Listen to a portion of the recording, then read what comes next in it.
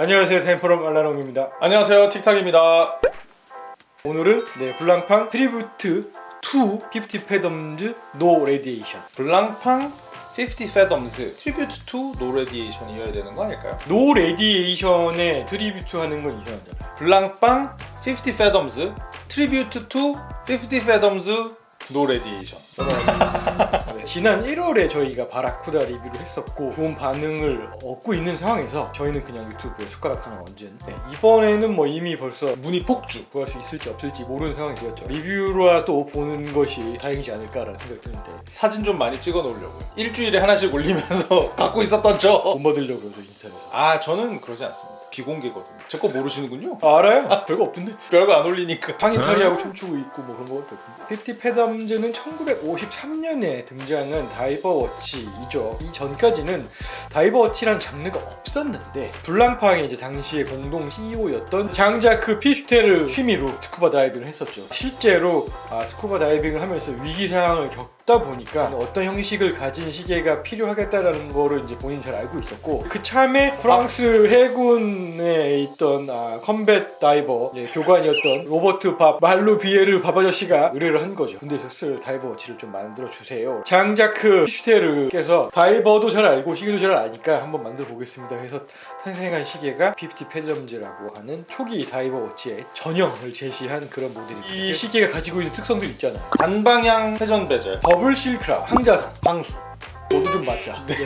1960년대에 50 Fathoms에서 노 레디에이션 모델이 나왔는데 야광 염료로 자체 발광하는 방사능 물질을 쓰다가 라듐을 쓰지 않는다는 걸 이제 알려주기 위해서 노 레디에이션이라는 표시를 했고 이제 그걸 다이얼 아래 넣는데, 라듐 걸즈라는 단어가 있잖아요. 시계 다이얼과 핸즈 만드는 공장에서 노동하시는 그런 여성분들이 피폭된 것 때문에 이제 라듐이 위험하다라는 걸 알게 됐는데, 이게 더 이상 라듐이 없다라는 마크를 쓴 게 바로 블랑팡이죠. 블랑팡의 밀스펙에서 프로메튬이라는 야광을 사용을 했었는데 반감기가 한 2-3년 정도로 짧은 게 좀 단점이었고, 실제로 피부 컨택이 되면은 위험할 수 있는 것이었기 때문에 루비노바가 나오기 전까지는 트리튬이 더 많이 사용이 되었었죠. 근데 트리튬도 완전 무해하진 않죠. 옛날에는 방사능에 대해서 사람들이 몰랐던 거잖아요. 치약도 만들고. 방사능에 대해서 무지하다 보니까 그런 일들이 있었는데 블랑팡에서도 이제 그런 위험성을 알고 1960년대에 라듐을 사용하지 않은 로 레디에이션 모델을 만들었고, 이제 이 모델이 어디에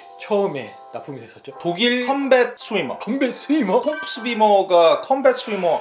다이버 아니에요? 스위머야? 분데스 마린의 컴뱃 스위머. 컴뱃 그쵸. 다이버가 아니고 독일 군대. 다이버도 스위머죠. 독일 해군의 컴뱃 다이버에게 공급이 되어 별칭이 분트 노레드. 그래서 저희는 오늘 분트 노레드라고 불리우는 시계를 복각한 트리뷰트 투 50 Fathoms No Radiation을 리뷰해 보도록 하겠습니다. 박스를 제 앞에 뒀는데 엄청나게 크네요. 이거를 이렇게 빡 드러내면 펠리칸 케이스가 들어가 있습니다. 여기에 보시면 다양한 북클릿 등이 들어가 있습니다. 설명서, 보증서, 다이버스 로고도 리미티드 에디션임을 증명하는 보증서. 그리고 안경 닦기. 안경 닦기라고 지금 변질되어 있는데 시계 닦기죠.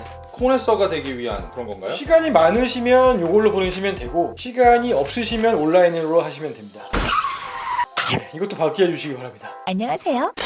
펠리칸 케이스에 블랑팡 로고가 있고 오픈을 해보겠습니다. 한정판이어서 리미티드 에디션. 한정판. 트래블 케이스가 또 따로 있습니다. 이 트래블 케이스 주는 건 참 좋은 것 같아요. 열면 이 안에 예쁜 시계가 들어가 있습니다. 처음 드는 생각이 빈티지한 느낌이 든 새 시계. 50 Fathoms 바라쿠다와 같은 사이즈이죠? 40.3mm 노 레디에이션 버전이 2007년에 나왔었는데 그때는 45mm로 나왔었죠. 비교적 최근부터 트리뷰트 모델들은 40.3mm로 나오는 경향이 강해졌어요. 바라쿠다도 40.3mm, 오션 커밋 3도 40.3mm고 밀스펙도 40.3mm. 40mm로 나오는 게 가장 비율이나 보기에도 좋은 것 같다라는 생각이 듭니다. 스테인리스 스틸 케이스를 가지고 있고요. 두께는 13.23mm.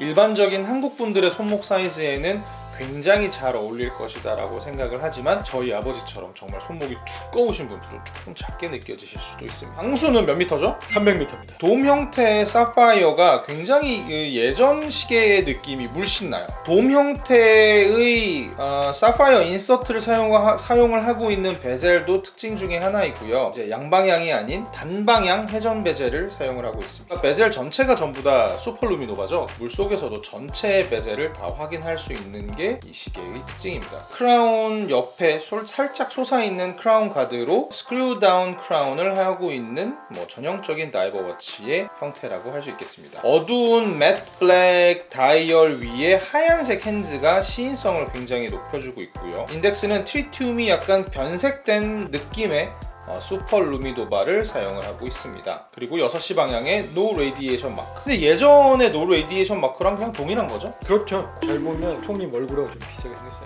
이번 모델의 핵심적인 디테일이라고 할 수 있는 노 레디에이션이 들어가 있고, 물 묻으면 뭐 사라진다거나 그런 건 없는 거죠. 그거는 밀스펙이잖아. 이거는 레디에이션이 닿으면 없어지나? 픽폭당하죠. 얘도 없어지고 나도 없어지고. 그죠? 레디에이션 꺼져! 다이얼의 인덱스 형태, 노 레디에이션, 디테일 같은 부분들, 전반적인 프로포션이나 베젤의 실루엣 등을 종합해 보면 굉장히 빈티지에 충실하게 다가갔다라고 할 수 있겠죠. 제가 복강 모델을 준비를 했거든요. 실제로 본 게 처음인데 요것만 딱 놓고 보면 이거는 진짜 옛날 시계다라는 생각이 드는데, 복강 모델을 옆에다가 놓고 보면 새로 출시된 노 레디에이션이 얼마나 현대적으로 잘 다듬어졌는지를 느낄 수 있는 것 같습니다. 인하우스의 자동 무브먼트 칼리버 1152를 사용을 했습니다. 시스루백을 통해서 볼 수가 있고요. 하이엔드 브랜드답게 무브먼트 피니싱이 굉장히 좋습니다. 표면은 전반적으로 제네바 스트라이프를 넣었고요. 로터는 골드 소재인데 NAC 합금이라고 하는 일종의 플래티넘 소재의 도금을 해서 로듐 도금한 무브먼트의 컬러와 좀 대비되는 모습을 보여주면서 액센트를 넣었고, 중간에 이렇게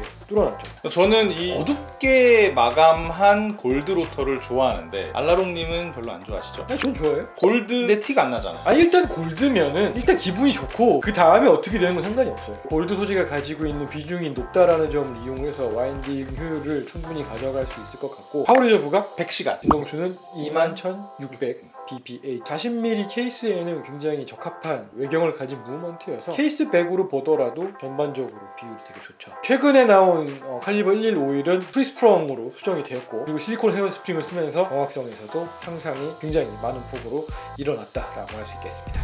스크류 다운 크라운을 풀어서 와인딩을 한번 해보면 거의 와인딩이 느껴지지 않을 정도로 부드럽습니다. 와인딩에서 오는 쾌감은 많지는 않지만 그만큼 아주 부드럽게 넘어가는 와인딩이라고 할 수 있습니다. 파워 리저브가 100시간이어서 와인딩 할 기회가 거의 없어요. 제가 동일 무브먼트를 탑재한 다른 블랑팡 시계를 예전에 좀 꾸준하게 탄 적이 있었는데 정말 와인딩 할 일이 없습니다. 잠깐 벗어났다가 며칠 뒤에 차도 여전히 시계는 가고 있는 거죠. 1포지션으로 옮기면 크라운을 아래로 내리면서 날짜 조정을 합니다. 2번 포지션으로 당기면 초침은 멈추지 않습니다. 핵 기능은 없고 시간을 변경할 수 있는 포지션입니다.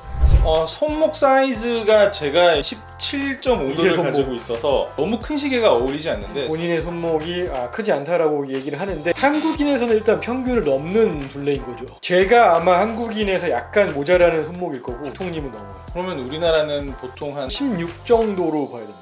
16이나 16.5 정도. 그러면 이거 커요. 내가 살래. 스트랩은 별칭이 있잖아요. 트로피컬. 왜 트로피컬이에요? 이거를 착용을 하면 트로피컬 지방에 간 것 같은 그런 좋은 기분이 들어서. 오늘 것 중에 제일 괜찮아요. 트로피컬 다이얼이라고 불리는 이유는 이게 더운 트로피컬 지방에 갔을 때 열기에 의해서 크랙이 생기고 다이얼이 변색이 생기고, 이래서 트로피컬 이런 걸 이해를 하겠는데, 스트랩을 트로피컬이라고 하는 이유는 뭐예요 도대체? 저한테 보세요.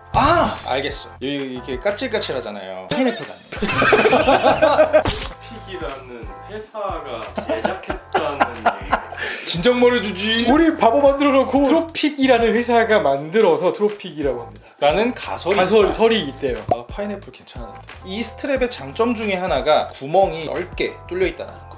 손목이 굵으신 분들, 손목이 얇으신 분들 모두 착용할 수 있도록 뚫어놓은 것이 바로 이 시계의 또 다른 특징 중에 하나입니다. 그리고 땀이 배출이 잘 되겠죠. 숨구멍들을 많이 뚫어놔가지고. 틱통님은 그 사이로 육모할 수 있잖아요. 대판가요? 저는 50 Fathoms 버클이 아주 좋아요. 다른 데서 보기 힘든 느낌의 버클입니다. 마름모를 반으로 잘라놓은 것 같은 디테일이 들어가 있는데 어떤 의미인지는 잘 모르겠습니다. 안쪽을 뒤집어 보면 미끄러지지 않도록 처리가 되겠죠. 트리뷰트 2 50 Fathoms No Radiation은 한마디로 어떤 시계다라고 할 수 있을까요?